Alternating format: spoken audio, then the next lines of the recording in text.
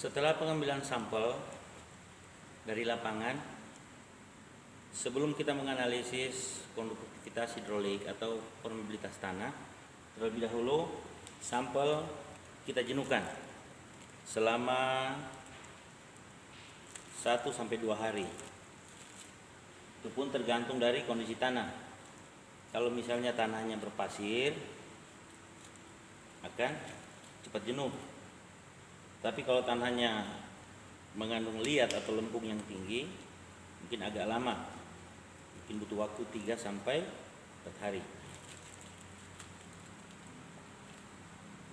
Jadi sebelum kita jenuhkan, kita lapisi dulu dengan kain kasa dan kita rendam di wadah seperti ini. Kita tunggu sampai dia jenuh. Setelah jenuh baru kita lakukan analisis. Ya.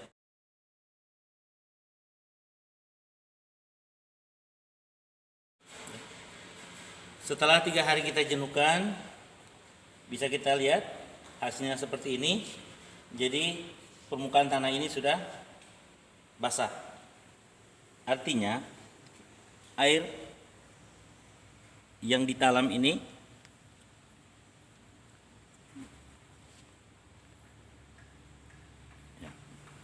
sudah bisa meresap dan memenuhi permukaan tanah.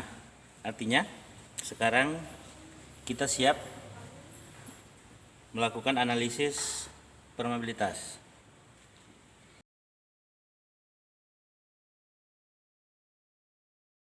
Selanjutnya kita akan melakukan percobaan konduktivitas hidrolik atau permeabilitas. Jadi sambil asistennya menyiapkan alatnya, sedikit saya jelaskan bahwa permeabilitas atau konduktivitas hidrolik itu adalah merupakan gambaran proses pergerakan zat cair pada media yang berpori. Dalam hal ini zat cair adalah air, sedangkan media yang berpori adalah tanah. Jadi boleh kita simpulkan bahwa pergerakan air yang masuk ke dalam tanah. Jadi bagaimana laju pergerakan. Jadi sekarang sama-sama kita perhatikan. Ini adalah alat permeabilitas atau permeameter yang kita modifikasi. Terus ini ada lampu ukur. Ini adalah head atau pipa yang kita dirancang untuk daliri air, wadah yang menampung nanti air yang bisa dilalui oleh tanah. Terus ada juga corong. Dan waktu yang kita butuhkan ini dalam pengamatan ini adalah 1 jam. Tetapi kita bagi dalam 3 pengukuran. Jadi pengukuran pertama 15 menit. Jadi setelah 15 menit kita ukur berapa banyak air yang bisa tertampung atau yang bisa melewati tanah. Dan kedua 15 menit, pengukuran kedua 15 menit, dan pengukuran ketiga selama 30 menit. Untuk lebih simpel kita langsung saja.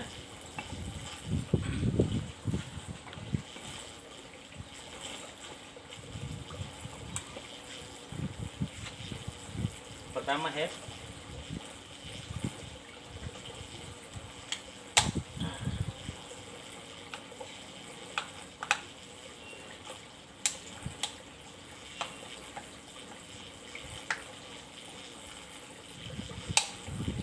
Ini kita satukan ke ring sampel, jadi posisi ring sampel di bawah, headnya di atas. Kita pasang corongnya. Oke. Kemudian kita aliri oleh air.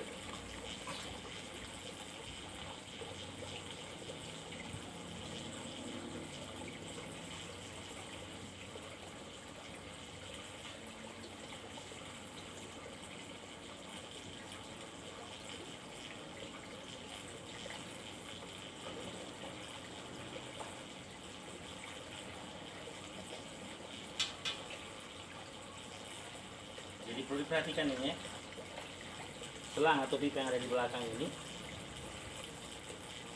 tujuan agar supaya air yang kita tampung ini tidak meluap. Jadi ketika dia sampai di pipa ini, dia akan keluar dan kembali ke penampungan. Jadi yang kita ukur adalah air yang tembus atau menetes ke bawah. Artinya air ini melewati tanah tadi, sampel tadi itu, di dalam waktu 15 menit berapa volume air yang akan tertampung. Itu yang kita akan ukur, berapa mili. Nah, jadi pengukuran tadi seperti saya katakan tadi ada 3 kali, yaitu 15 menit pertama, 15 menit kedua, dan yang ketiga 30 menit.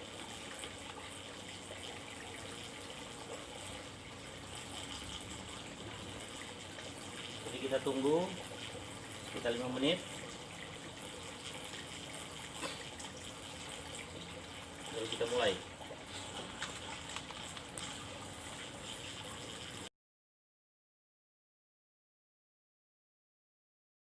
Sebelum kita mulai, diatur waktu.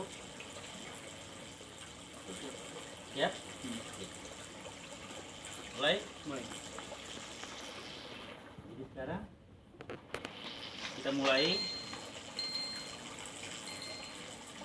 Pada saat 15 menit pertama kita akan ukur berapa volume air yang tertampung di dalam wadah ini atau gelas ini.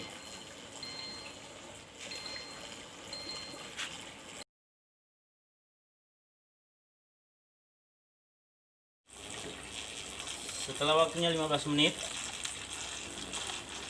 nah, kita ganti dan kita mulai dari waktu awal lagi, berarti 15 menit kedua.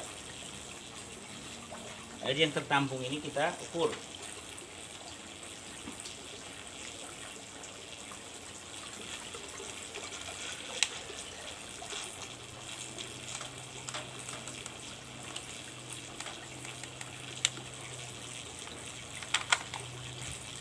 Di sini hasil pengukuran pertama,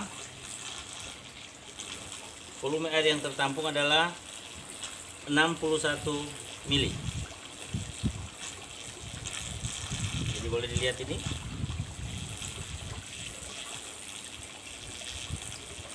Oke.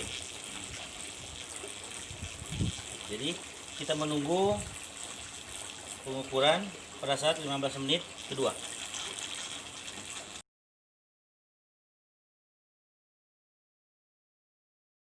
Waktu 15 menit kedua sudah selesai. Kita lanjut ke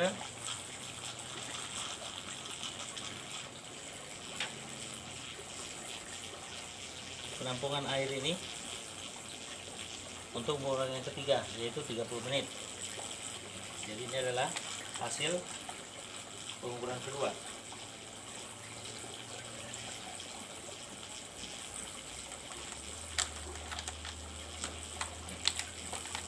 Oke. Di sini kita memperoleh 75 mili. Jadi pengukuran kedua ini adalah 75 mili. Jadi catat ya, pertama, kedua. 61, 75.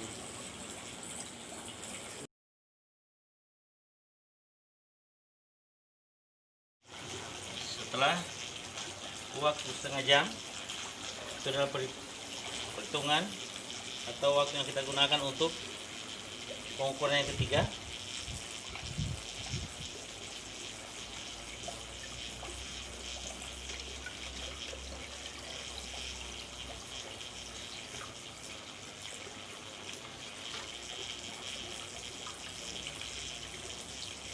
Ya, 100.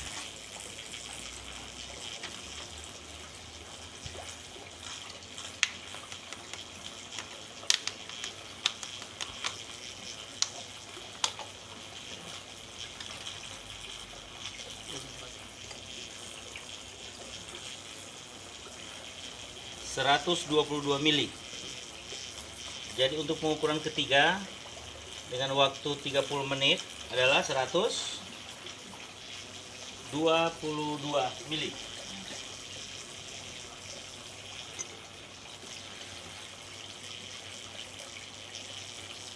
Jadi sekarang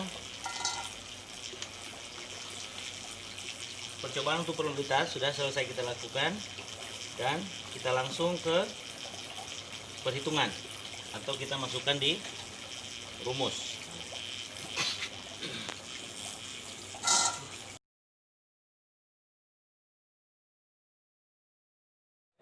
Lanjut, kita masuk di bagian rumus permeabilitas. Pertama-tama kita harus mengetahui simbol-simbol yang dalam rumus itu maksudnya seperti apa. Pertama ada Q. Q itu banyaknya air yang mengalir setiap pengukuran. Itu yang kita ukur dalam waktu 15 menit, 15 menit kedua, dan 30 menit.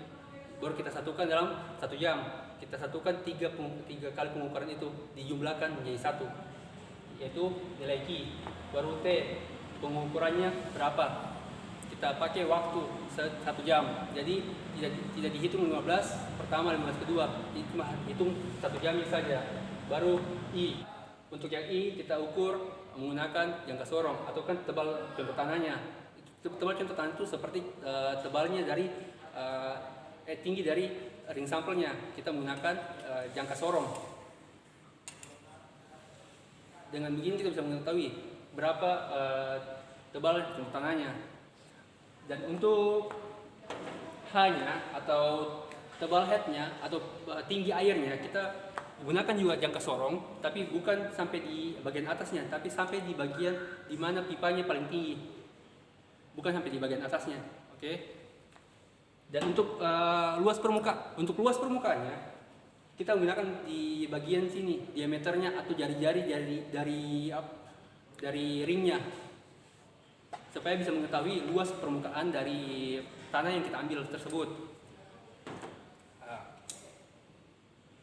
Sampai sini kita masuk di bagian kriterianya ini. Ini nanti bisa menentukan ketika hasil dari ini muncul, kita bisa menentukan cepat, sangat lambat, kecepatan dari permeabilitas tersebut, dari sangat lambat sampai sangat cepat, sampai cepat. Itu ada nilai-nilainya. Kita coba membuktikannya dengan contoh. Oke. Dari contoh penjumlahan untuk permeabilitas kita mendapatkan 7,44. Dari mana 7,44 itu kita dapatkan dari Q-nya atau jumlah air yang pengukuran itu 176,5 dibagi 1 jam pengukuran dalam 1 jam dikali dengan tinggi tebal tanah 5,8 yang dibagi dengan panjang headnya atau panjang tebal airnya 7,8 dan dikali dengan alat luas permukaan yaitu 17,34.